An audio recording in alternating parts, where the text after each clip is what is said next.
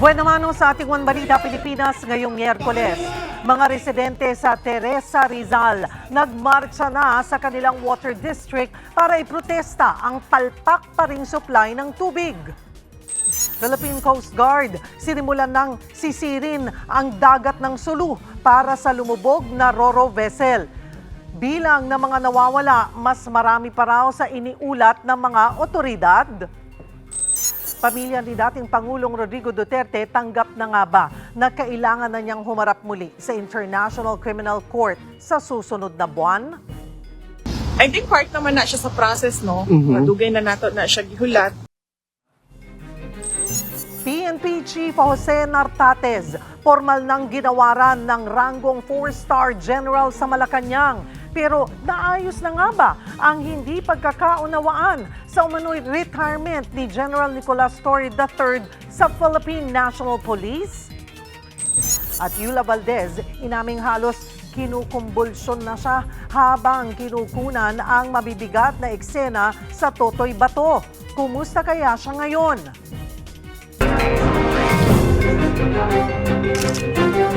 Magandang taghali, Luzon, Visayas at Mindanao. Thank you for joining us. Good afternoon sa mga nanonood. Saan po ang This has been my guide.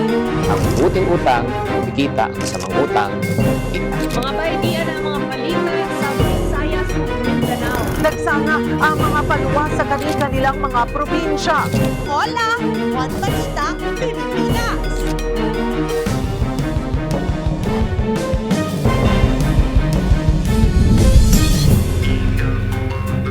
Magandang tanghali, Luzon, Visayas at Mindanao. Patay sa pananaksak ang isang binatilyong bumili lang sa tindahan sa Cotabato. Ang dahilan, nagkatitigan daw sila ng suspect. Para bigyan ng mukha ang balita, Mobile Journal, Kayla Makantan. 18 saksak ang tinamo ng isang binata sa Matalam, Cotabato mula sa nakasabay lang niya sa tindahan.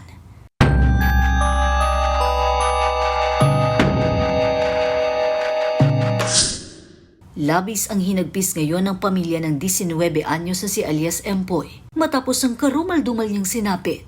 Mag-alas 8 ng gabi noong Lunes, Enero 26, pumunta sa isang tindahan sa Purok Morning Glory, Barangay Poblacion si Empoy kasamang dalawa pang kaibigan.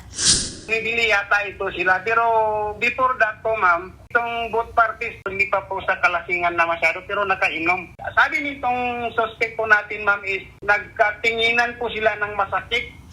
Kwento naman ng 20 anyos sa suspect, nagbanta umano ang grupo ni Empoy na babalikan siya. Kaya agad siyang umuwi di kalayuan sa tindahan para kumuha ng kitchen knife. Pagbalik, agad niyang inatake ang grupo na nakatakbo pa. Pero si Empoy lang ang inabutan ng suspect. According po sa suspect po, mabilis po tumakbo yung dalawa. Kaya yung isa lang po ang kanyang naabutan. Naisugod pa sa ospital ang biktima pero dead on arrival na. 18 ang tinamo niyang saksak. Sa dami ng nakaposteng otoridad, kusang loob din sumuko ang suspect kinagabihan din noong Lunes. Nasa kustudiya na siya ng Matalam Municipal Police at mahaharap sa kasong murder. Mga kapatid, Mobile Journal Kayla Makantan, hatid ang mukha na balita. Nangangalampag na sa opisina ng Teresa Water District sa Rizal ang ilang residente dahil pawala-wala pa rin ang supply ng tubig. Para sa update live na magbabalita, si Mobile Journal Jazz Paredes. Jazz, ano na ang hinaing ng mga nagrally? Cheryl, no, kanina ng umaga ay nagrally nga dito sa harapan ng Teresa Water District ang ilan sa mga residente at civil organizations para i-voice out yung kanilang mga hinaing. Ang ilan dyan ay hindi nga regular yung supply ng tubig dito sa bayan at ayon sa kanila ay meron pang supply ay marami pa tumutulong tubig sa kanilang mga gripo. At ang mga isa pa sa kanilang mga hinaing ay tuwing magkakaroon ng tubig ay bandang madaling araw. Kaya naman ang karamihan sa kanila talaga napupuyat kakaintay sa pagdating ng supply ng tubig. Mapa senior citizen, estudyante o PWD man ay napipilitang magpuyat at magantay gabi-gabi ng supply ng tubig para lamang makapag-imbak ng supply. At Cheryl, kanina no, nakita natin yung dami rin ng mga dumalo na nagrally at ayon sa naging estimate kanina ay nasa 400 na katao ito at doble ito sa inaasahan nila na 200 katao na dadalo sa rally. Pero ayon din sa nag-organisa ng rally kanina, ayon sa kanila ay mas posible daw na rumami pa ito kung weekend daw ginanap itong rally. Pero dahil nga karamihan sa kanila ay may mga pasok, ay hindi pa to yung talagang pinakamarami na dumalo ngayong araw. At yun nga, Cheryl, bukod sa panawagan nilang maibalik na nga yung regular na supply ng tubig, ay humihingi rin sila ng transparency at opisyal na sagot kung maibabalik pa nga ba ang tubig at ang kanilang palugit. Mag-aantay daw sila hanggang Lunes para sa sagot nitong Water District. Cheryl. May sagot na ba ang mga opisyal o kinatawan ng Water District dito nga sa binigay sa kanilang palugit ng hanggang Lunes? Cheryl, kanina nung inaantay natin kung may lalabas bang kinatawan ng Water District dito habang ongoing yung programa ng rally at kahit hanggang matapos ay walang lumabas sa kanila para magbigay ng kanilang pahayag ukol dito sa palugit na ibinigay ng mga nagrarally kanina, Cheryl. Hindi ba may plano na talagang ibigay sa ibang concessionaire yung pamamahala sa tubig sa Teresa? Ano na ang update dyan?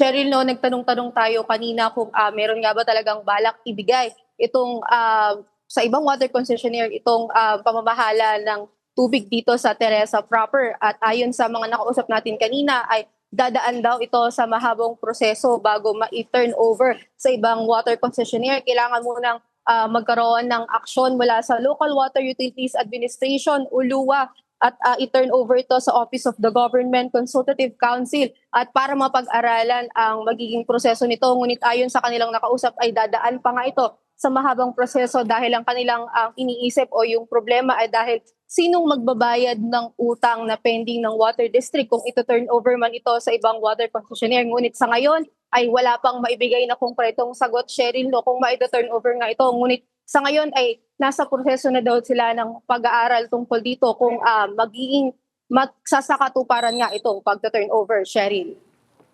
Maraming salamat, Mobile Journal, Jazz Paredes. Sisisirin na ang lumubog na MV Trisha Kirsten 3 sa Basilan sa gitna ng paghahanap nga sa mga nawawalang pasahero nito. Para sa update live na magbabalita, Simon Gualvez. Mon, ano ang update dyan?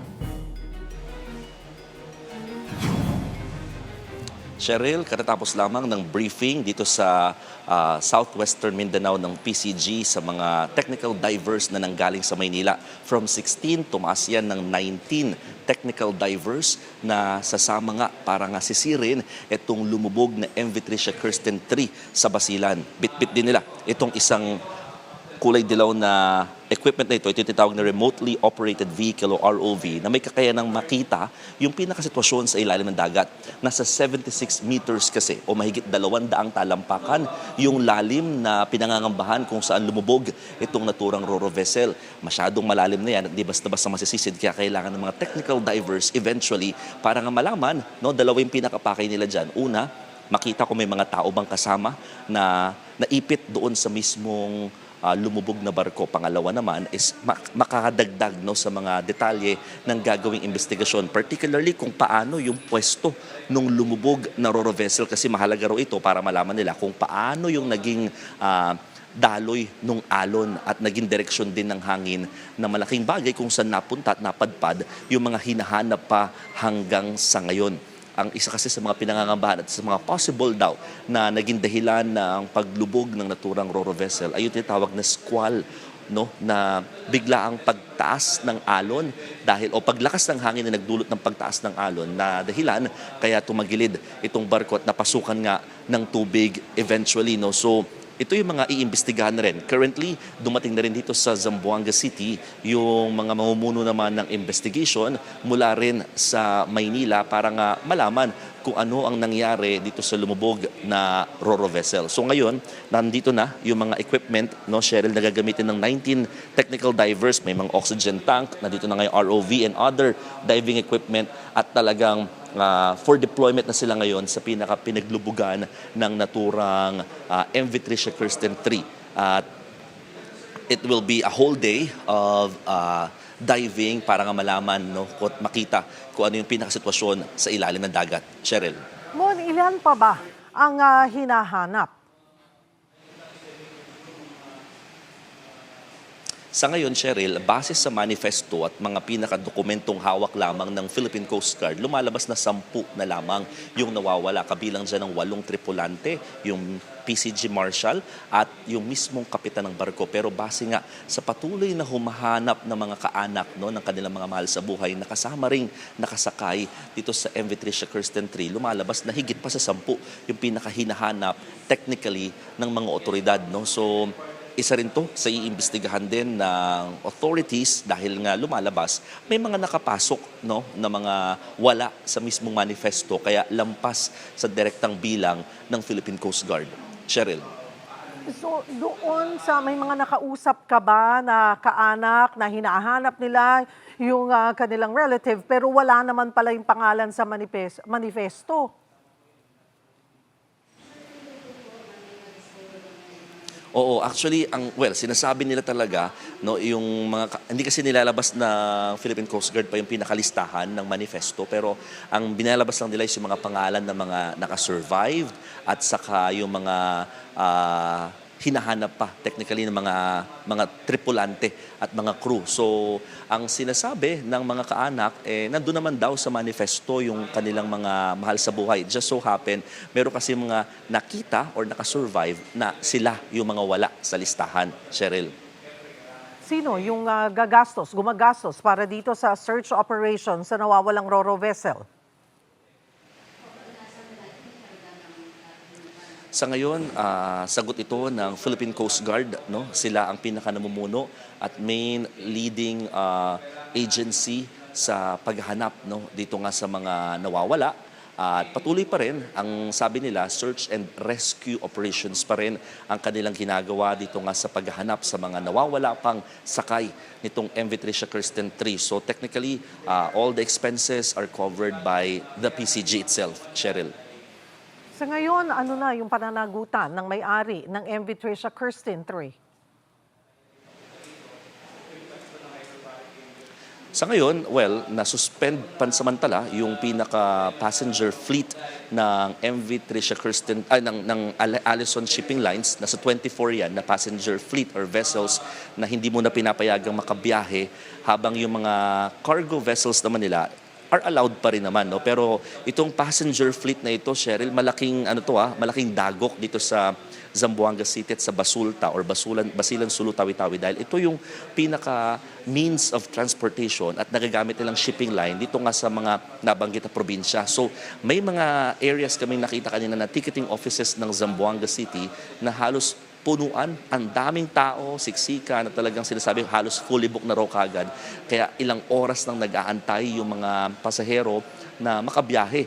So, ang sabi naman ng Marina or ng DOTR, instruction nila sa Marina is mag-provide ng special permit sa iba pa mga shipping companies para makapag-provide ng barko kung kakailanganin nga at makapaghatid ng mga pasahero. Kung sakaling yung mga ruta ay tanging Allison Shipping Lines lamang ang mayroon, they will ask the help of the Philippine Coast Guard para magbigay ng libreng sakay sa mga pasahero. Pero with the case na nakita namin kanina na sobrang daming tao, mukhang hindi pa nagfa-function yung special permit at kahit yung libreng sakay. Cheryl. Maraming salamat, Mon Gualvez. Isa pang trahedya, nasunog ang isang yate sa karagatang sakop ng Tingloy, Batangas. Ayon sa Philippine Coast Guard, galing Puerto Galera ang motor yacht Al-Yusuf at patungo sanang nasugbo para makisali sa yacht sailing event. Pinaniniwala ang nagsimula ang sunog sa engine room ng yate dahil sa electrical failure. Buti agad nakalikas ang 7 crew sa nakakonvoy na motor yacht Neptimus 3. Itoto sa tabing dagat ang nasunog na yate para sa gagawing investigasyon.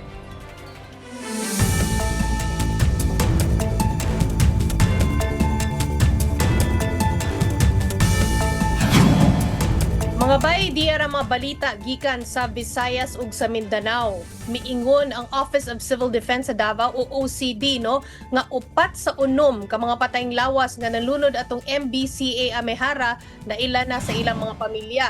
Kani mga bay, na ila ang mga biktima tungod sa ilang mga distinguishing marks sama sa tattoo, dental records ug sa ilang mga sinina. Duha sa mga na-identify nga patayng lawas ang girelease na sa ilang mga pamilya para sa funeral arrangements. Hangtod karong mga orasa, wala pag-iilisan sa mga otoridad ang ilang misyon ngadto sa retrieval only. Padayon gihapon sila sa ilang search and rescue sa paglaom nga aduna pay mga survivors o mga buhi nga makitaan. Sa pagkakaroon, siyampa ka mga tawo ang missing tungod aning trahedya. Ni-shift na sa southward o westward ang gihimong mga operasyon. Halos 200 nautical miles na mga bay gikan sa dapit kung asa nalunod ang maong baroto. Sa laing bahin mga bay, himuo na og no-build zone ang Mananga River ug uban pang suba no sa tibuok Cebu Province. Mao man gud ni tungod kay nagpahigayon og inspeksyon si DPWH Secretary Vince Dizon sa Mananga River gahapon na sa buntag. Plano sab nga magbuhat og dredging og limpyuhan ang mga suba para mas maayo o mas sayong makadagan ang tubig og malikayan ang mga pagbaha nga nahitabo ni adtong bagyong Tino.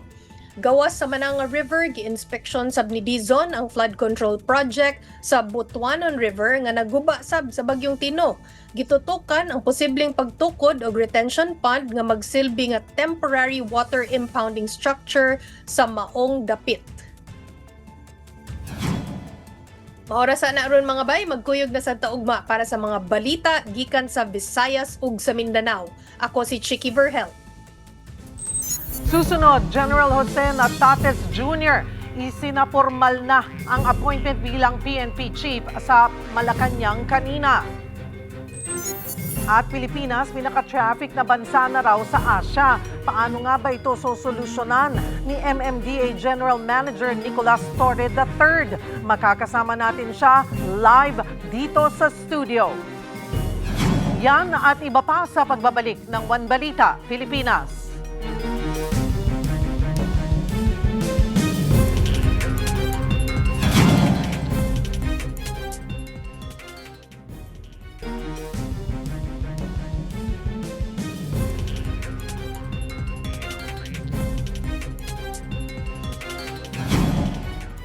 Kinumpirma ng Malacanang na pinangunahan mismo ni Pangulong Bongbong Marcos ang panunumpa ni PNP Chief Jose Melencio Nartates Jr. sa palasyo.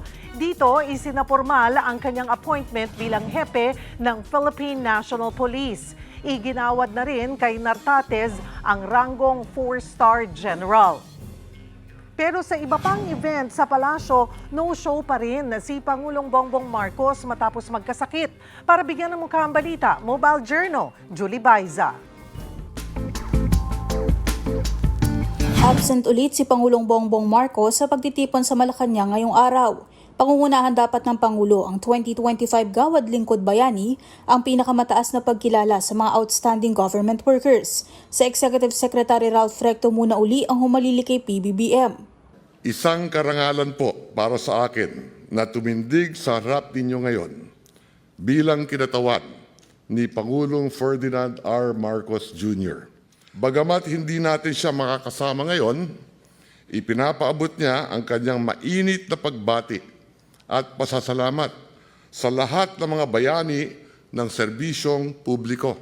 Una nang tiniyak ni Recto na maayos ang kondisyon ng Pangulo. Pero 1 linggo kasi siyang pinaghihinay-hinay ng doktor matapos siyang ma-diagnose na may diverticulitis. Sa talumpati ni PBBM na binasa ni Recto, kinilala niya ang mga kawani at opisyal ng gobyerno na tumulong at nag-ambag sa iba't ibang sektor gaya ng agrikultura at kalusugan. Kayo ang patunay na maraming mabubuting empleyado sa ating pamahalaan. At kayo ang patunay na anumang antas ng tungkulin, may kakayahang ang bawat isa na maglingkod ng may dangal. Samantala, wala pang sagot ang palasyo sa pahayag ng Kamara na iimbitahan daw si Pangulong Marcos na humarap sa pagdinig sa impeachment complaint laban sa kanya kung matutukoy na ito'y sufficient in form and substance. Desisyon naman daw ng Pangulo kung haharap siya sa komite o hindi. Sa February 2 to 4, target na talakayan ng impeachment complaint. Ayon kay House Justice Committee Chairperson Jervil Luistro, sa ngayon, pinagsasama-sama o kinoconsolidate na nila ang 2 verified complaints para matukoy kung matibay nga ba ang grounds para isalang ito sa hearing. Mga kapatid, Mobile Journal Julie Baiza po, hatid ang mukha ng balita. Naglabas ng karagdagang pang detalye ang International Criminal Court para sa nakatakdang pagharap muli sa korte ni dating Pangulong Rodrigo Duterte. Nagtakda ng February 16 deadline ang ICC para sa lahat ng kailangan pang isumiting dokumento, ebidensya at apila ng magkabilang partido. Inischedule ang mismong confirmation of charges sa February 23 to 27. Sa presentasyong binigyan ng time limit ang bawat kampo, kabuuang 3.5 oras ang ibinigay sa prosekusyon, 2.5 sa Common Legal Representatives ng mga biktima o CLRV at 4 hours and 30 minutes naman sa kampo ng dating Pangulo. Nauna nang pinayagang makilahok ang mga biktima sa kaso at itinalaga ang ICC accredited lawyers na sina Joel Butuyan at Gilbert Andres bilang kanilang legal representatives. Sa ngayon, pinaplano pa rin iapila ng kampo ng dating Pangulo ang desisyon ng ICC na siya ay fit to stand trial sapagkat hindi raw sila nabigyan ng pagkakataong ipresenta ang sarili nilang medical evidence. Naroon sa The Hague ang anak ni Digong na si Vice President Sara Duterte pero wala pa raw pahayag tungkol dito ang pamilya. I think part naman na siya sa process, no? Madugay na nato na siya gihulat.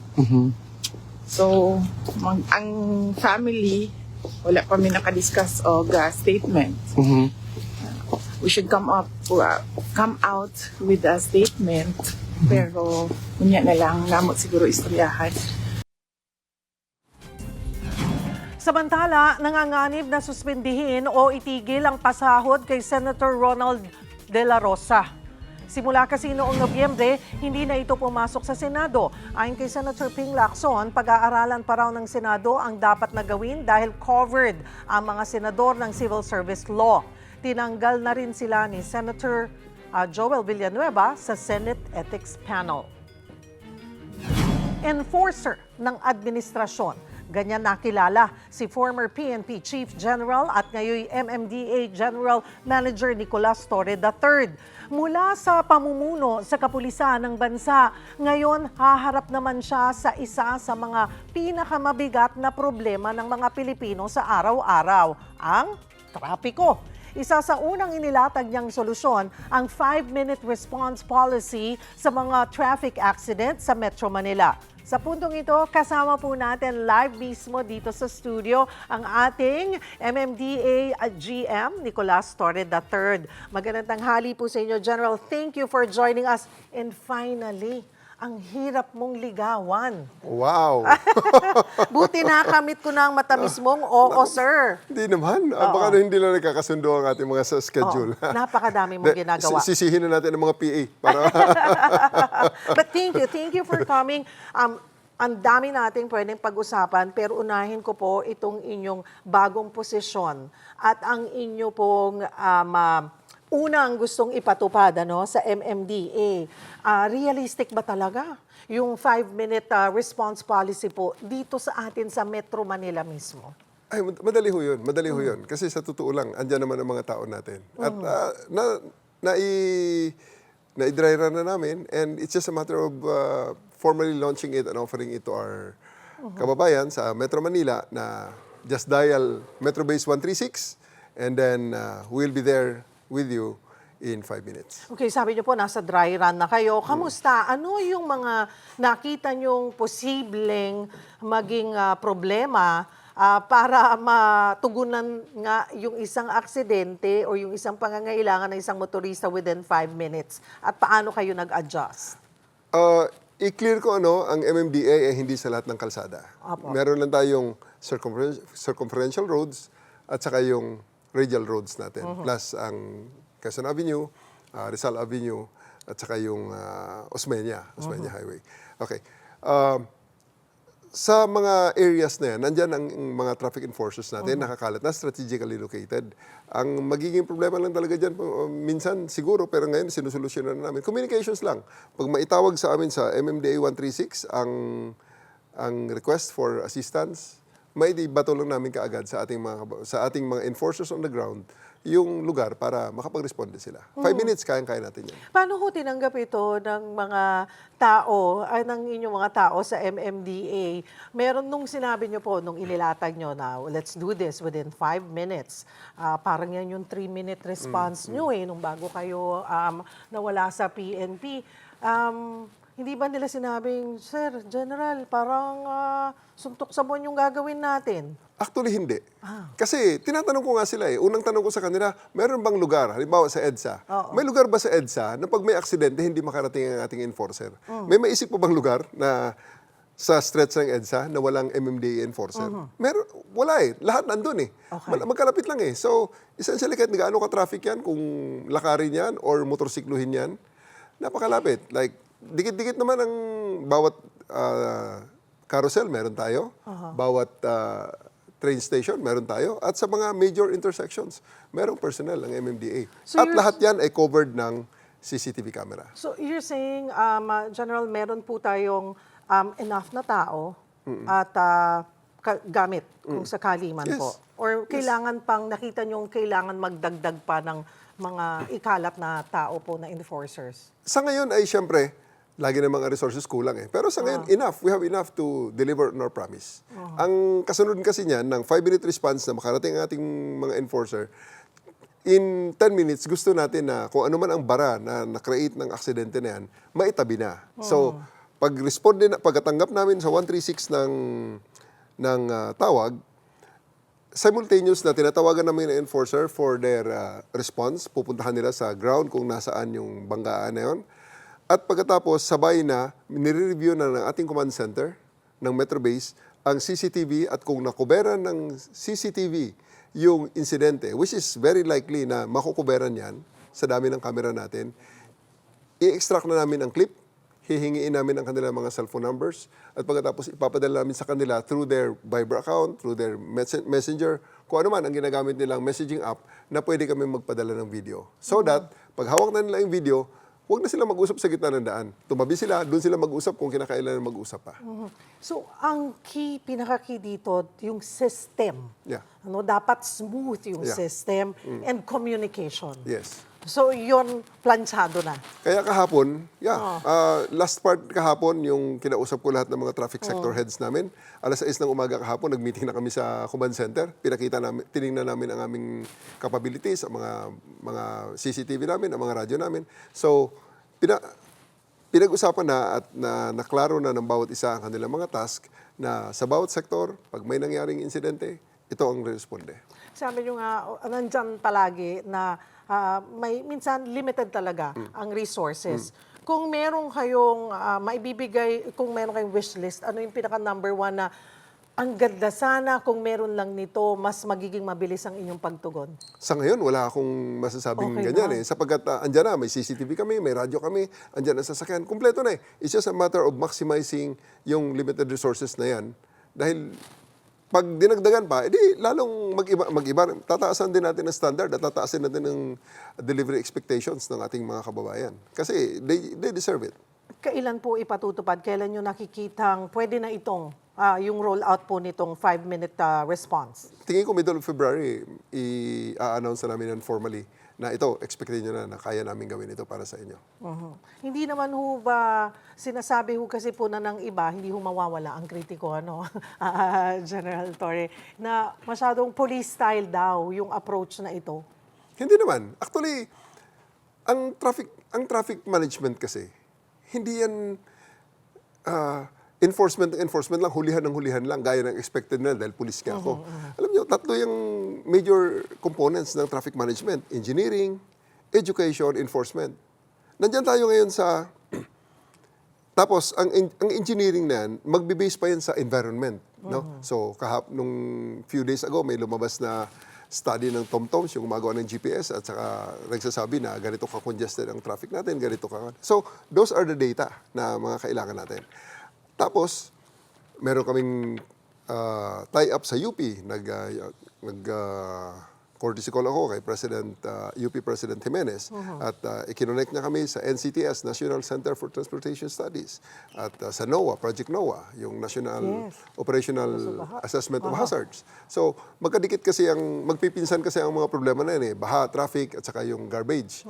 So, hindi naman ibig sabihin na gusto namin ang 5 minutes response, pangpulis na kaagad. Hindi. Pinag-aralan natin yan. Unang-una, ano ba ang kailangan ng ating mga kababayan pag may nangyaring insidente sa daan? So, dapat marespondihan sila ng kahit sinong kawani ng gobyerno. Nagkataon sa Metro Manila, diyan sa mga kalsada, pinaka-visible at pinaka-kalat yung ating MMDA. So, kami ang magre-responde para sa ating mga kababayan. Pero hindi ibig sabihin na pulis ka agad. Hindi ibig sabihin nun, ang gusto namin doon is overloaded na nga ang kalsada, flowing yan, mabagal because of the overloading. Pag may banggaan dyan, lalong magkaroon ng traffic conflict. So, gusto namin na mabawasan ka agad, umaalis ka agad, yung impact ng traffic conflict na yan.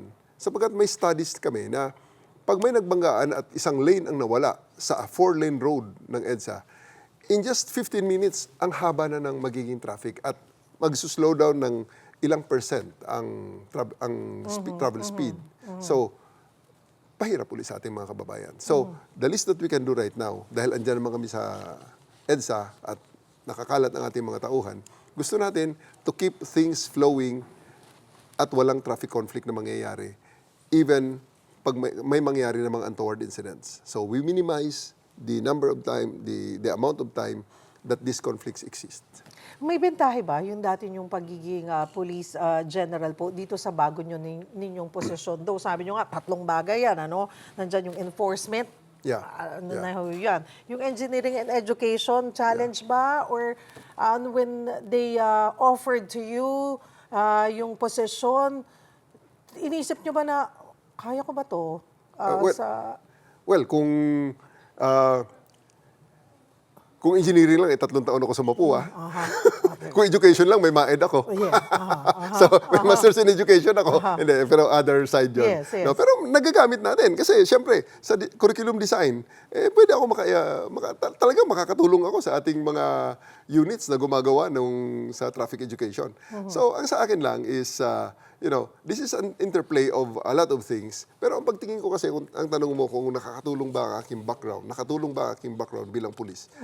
Itong trabahong to, frontline delivery of government services to itong ginagawa ng MMDA. So ang pagtingin ko lang yan, very simple It's just a matter of personnel and logistics management at saka command and control.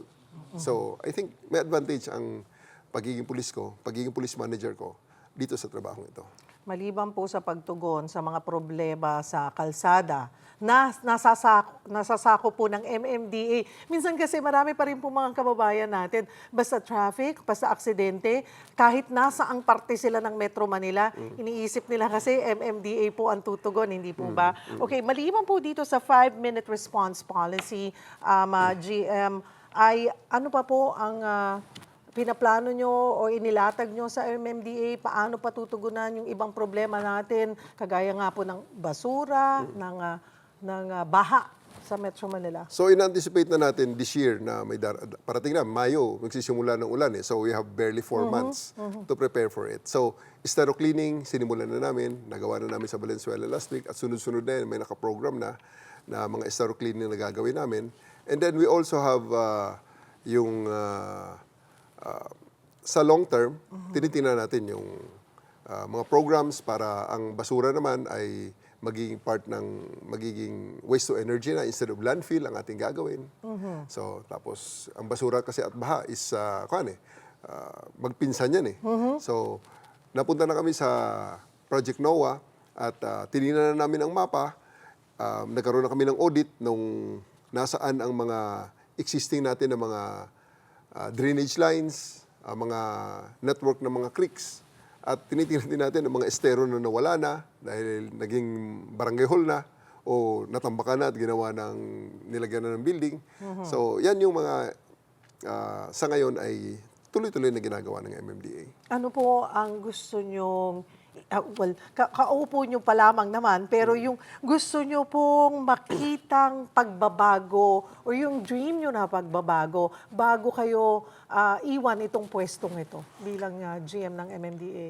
Well, gaya ng mga nauna rin sa akin at saka under sa direksyon ni Chairman Artes, gusto natin ang MMDA maramdaman ng ating mga kababayan at makita nila na dito sa Metro Manila may isa silang ahensya na pwedeng saldalan together with the their respective local government units na mag-deliver ng mga services na araw-araw ay nakakaapekto sa ating mga kababayan.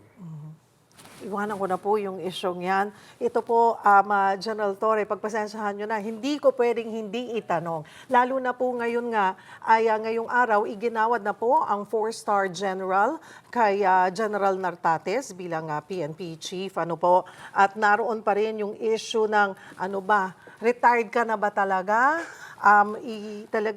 Kasi pag retired na, wala na yung 4-star General. Ano po ang inyong reaksyon dito nga sa paggawad na ng palasyo kay General Nartates ng 4 stars? Can we discuss this in another interview? Kasi sa ngayon, I don't have the data and hindi ko nga alam kung ano ang mga nangyayari sa parting yan because I'm so focused here in the MMDA job na ito muna ang ating tinitingnan. Ngayon ko lang din nandito ako sa studio nang mabalitaan ko yun. So, I really cannot comment on it as of the moment. Is this something na you want to discuss first with the President? Tingnan muna natin ang mga... Let me think about it, no? Let's just discuss this in another interview. Huwag kayong mag-alala, babalik tayo rito. Promise babalik yes, ka po. ma'am. Sa iba na lang, sige kung ayaw mo muna. Yun nga po yung optional retirement and even yung sinasabi ng iba ring officials na secondment, yun po ba ay na-plansya na or hindi pa rin? Huwag mo na rin. Huwag natin i-discuss muna kasi ang dami ng mga opinions yan. I don't think my opinion here will matter as of the moment. No? Iyan na natin sila mag-discuss yan. Yung ganito pong sitwasyon nyo na may mga issues sa iniwan yung ahensya, ang PNP, at ngayon may bagong posisyon po kayo, paano nyo binabalanse? Hindi ba naapektuhan din po yung trabaho ninyo? Sanay na ako sa mga ganyan. In the 34 years that I'm in the PNP, ay kasama na sa training yan eh. Grace under pressure, huwag kang ma-rattle sa anumang insidente, also kung anumang mga developments. It's just a matter of, wala yan. It's just side issue lang yan at distraction lang yan sa aking trabaho ngayon sa MMDA. Ampo na po ng ibang kritiko, sinasabi ay, bakit ganun ang trato? Bakit hindi malinaw? Bakit hindi diretso kayong kinakausap ng palasyo or ng iba pang opisyal na sangkot? And sa kabila noon, tinanggap nyo pa rin ang another position sa government na bilang GM po ng MMDA. I am a technocrat. I am implementer of directives. And may directive na ibinigay sa akin, sumunod ako. Puntahan ko po ang usaping politika, hindi rin pwede mawawala yun, di ba? General Torre. Sumagi po ba, may nagsabi na ba sa inyo, nagparamdam na, 2028, maghanda tayo? Nako, lalong wala ako expertise yan dahil hindi ako politiko. Ako ay pulis. Ngayon ay general manager ng MMDA. So, politika, hindi ko alam kung paano ang trabaho na yan eh. Maybe may learning curve ako dyan. Pero sa ngayon talaga, I'm just focused on the job that I'm given. Yun lang naman talaga ang purpose ko rito. Just deliver on the job. Ito ay isang trabaho na affects 14 million Filipinos here in Metro Manila. So, trabahuin natin. Sabi niyo nga po, you just deliver, trabaho. Nakikita po yan ng tao, ano? Kaya hindi ko maialis na tanungin nga yung 2028 elections eh. Pero, General Torre, may nag-offer na po ba? May nagsabi lang. Kahit na hindi nyo ine-entertain pa, pero may nagsabi pa na pwede kang tumakbo sa senador or mas mataas na posisyon. May nagpaabot po ba sa inyo ng ganon? Wala sa ngayon. Wala sa ngayon na talaga seryoso ha. Natural, siyempre mga kaibigan, syempre mga kaibigan ko, mga kung sino-sino, well-meaning friends. Di ba? Palaging, pwede ka nga maging Superman eh. So, walang nothing serious and really, hindi nga ako politiko eh. Pag-isipan ko muna kung kakayanin ko ba o gugustuhin ko ba. At the very least yan, ang tanong dyan, gugustuhin ko ba? After all these things, after working for half of my life in the PNP, and then eto na naman, another government position, gugustuhin ko ba na ituloy ang serbisyo na yan or retire and be with my family? So, mga questions yan na at the end of the day, sinasabi ko, hindi ako politiko, papasok pa ba ako rito? Diba? Kung ngayon kita tatanungin, kung kayon kakailangan magdesisyon, ngayong araw, open ba kayo na pumasok o tumakbo sa 2028? Tanongin mo muna ang asawa ko. Yun ang sagot mo. At saka, sigurado ko ang sagot niya, huwag. Hindi ako papayagan. Di ba? So, yun ang daming interplay niyan eh. Kaya napakahirap isipin, napakahirap pag-isipan sa panahong ito. 2 taon at mahigit 2 taon pa yun eh. Tsaka eto nga, ang kaharap ko, bukas may komprensya na naman ako alas 6 hanggang alas 6 ng umaga hanggang alas 9 ng gabi. So, yun ang iniisip ko muna. So, for the record, bukas kayo sa usapin, pero hindi pa kayo makakapag-desisyon ngayon. Ako naman, hindi nga ako politiko, hindi ko naintindihan yung mga terms na yan, bukas sa usapin. Ano ibig sabihin nun? Will you consider it? I mean, you're not closing your doors. Talaga naman. Kung makadikdik dito sa TV5, ayoko na, uwi na ako. You're not closing your doors. Alam nyo, yan kasi mga major decisions, ma'am eh. It's really not something that you jump ng ganun-ganun na lang. Napakalaki. Parang si Dolphy rin nga rin yan eh. Takbo ka ng takbo dyan, kung manalo ka. Tapos hindi mo alam kung anong gagawin. O, nagkaletse-letse ka pa. Okay na ang PNP mo. Okay na hopefully, maging okay ang MMDA. Tapos tumalon ka pa rito. Tapos hindi na pala okay. You are already promoted. Beyond your level of, you are already promoted at the level of your incompetence. Yun ang pinakamasamang mangyari. Di ba? Dito ka, okay. Dito ka, okay. Hindi ka pa rin nakontento. Dito ka, level of incompetence mo na. So, anong kasunod nun? Bagsak ka. And it's really a major decision in life na hindi pwedeng knee-jerk. At saka, sabi ko nga, hindi ako politiko eh. So, why should I think about it right now? I'm a technocrat. I have a job to do. I have a mission to do. And that's where I am. That's where I'm focusing on. Sabi niyo nga po, kung si Mrs. ang tatanungin, ang sagot niya ay, hindi. Hindi ako papayagan yan. Hindi ka papayagan. Saka takot ako dun. Speaking of your wife and your family, ito pong pinagdaanan nyo, no? Your exit and then pagbalik, kasama yan eh. Kasama po yan sa pagsiservisyo sa taong bayan. Kamusta po sila? Paano nila tinanggap? Ano po yung one story. pakiramdaman nila? No, ako ay, paakyat ang karir. Galing RD Region 11, nilagay na CIDG. So, CIDG, 2-star. Nang Madoneng o Branks, ang ginawa ni Chief PNP Marbil is 3 lang kami. So, ang ginawa niya is kumuha ng isang representative from each family para magsalita kung ano ang kanilang experience na meron silang tatay na 2-star general. Panganay ko ang nagsalita, 24 years old. Laking mama, bodybuilder. Sa dinami-dami ng kanyang sinabi, at the end of the day, isa lang ang ending ang hindi makalimutan. Sabi niya, sa bagay, at the end of the day, isa lang naman maalala ko sa tatay ko. I grew up missing my father.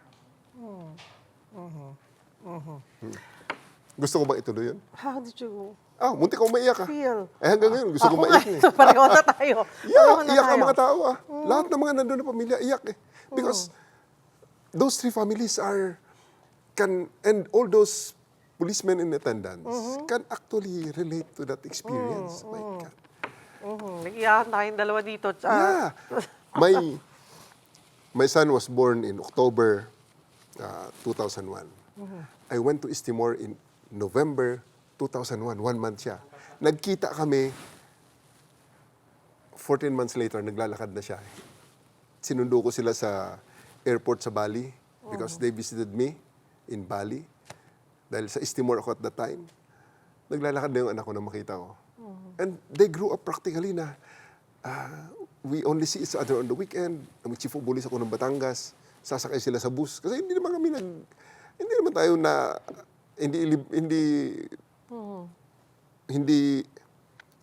limitless ang gasolina. So, sasakay sa bus.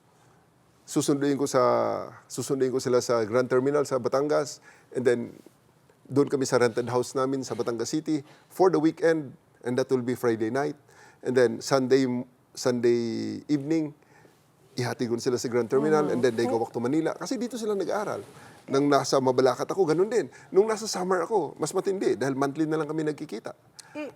Okay. Nung nasa Mindoro ako, that's the life of a police officer. Ganun siya naging ka-emotional. Sa simpleng ending na yun, na he grew up missing his father. Yeah. Ano yung pakiramdam? Ano yung pakiramdam nila? I've been wanting to ask this sa inyo kasi kaya lang ngayon lang nga tayo nagkita na, yun nga, after the exit, it wasn't a good exit. And even yung mga sa balita, sila na lang pagsasalitain ko, ano ang pakiramdam nila after that? Kasi kung ako yung anak, diba?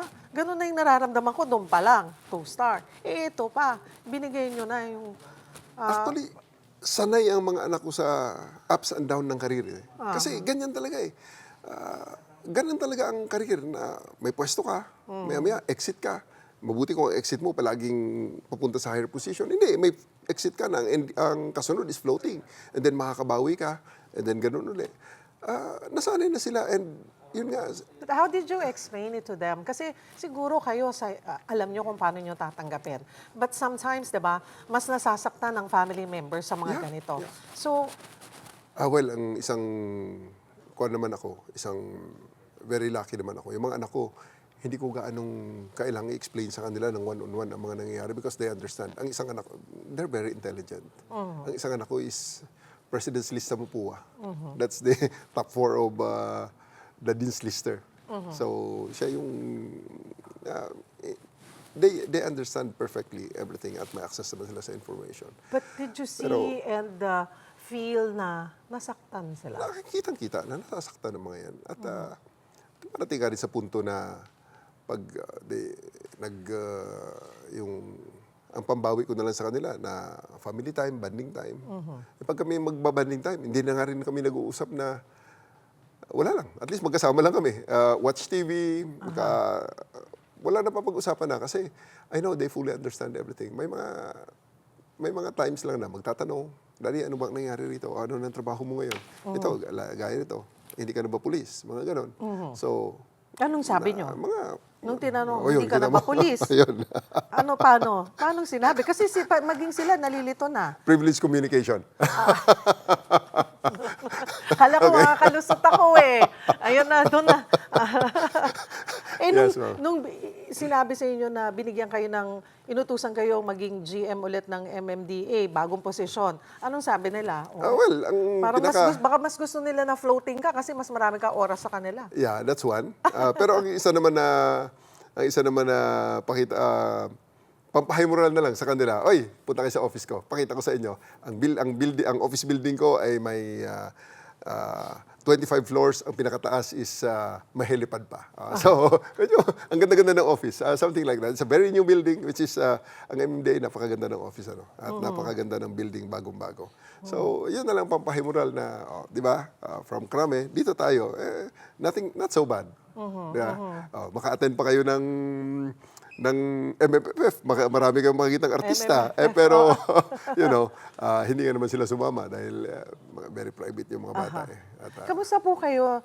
Kamusta po ang relasyon nyo sa mga officials sa pamahalaan? Like, kamusta po kayo ni Secretary John Vic Remulla? We're okay. Professional. No problem. Nagkataon ngayon na ang MMDA is under the Office of the President. So, hindi kami masyado nagkakaroon ng maraming interaction. When was the last time you spoke with the President? I spoke with the President during inauguration yung water treatment facility dito sa Mandaluyong. Oh. Yeah. Marami kaming mga napapag-usapan. Ano po yung mga nagmarka? Baka meron po kayong pwedeng Privileged offer communication, sa amin. ma'am. Ayan. Ang daming It's something that I privileged really, communication. those are things really that I cannot discuss in public. You know. Ano po ang pakiramdam nyo? Iginawad na nga po ang 4-star kay General Nartates. Sabihin ko sa'yo pagbalik ko.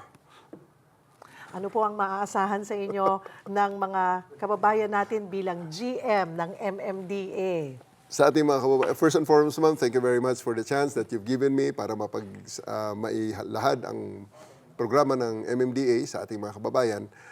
Asahan niyo po, MMDA is always here to provide you with the services that you need na nasa aming expertise at nasa aming mga mandato. Call us at 02136. 136 po yan, Metro Base 136. Pero may 02 lang na prefix dahil sa Manila. And then, within 5 minutes, kung yan ay banggaan lang, pwede namin kayong marespondihan sa loob ng 5 minuto at maikiklear ang insidente na yan sa loob ng 10 minuto. Marami pong salamat for making time and aasahan ko at hihintayin ko ang inyong pagbabalik para sagutin ang iba pang mga katanungan. Yes, ma'am. MMDA General Manager Nicolas Torre III. Diyan lamang po kayo mga kapatid, magbabalik pa ang One Balita Pilipinas.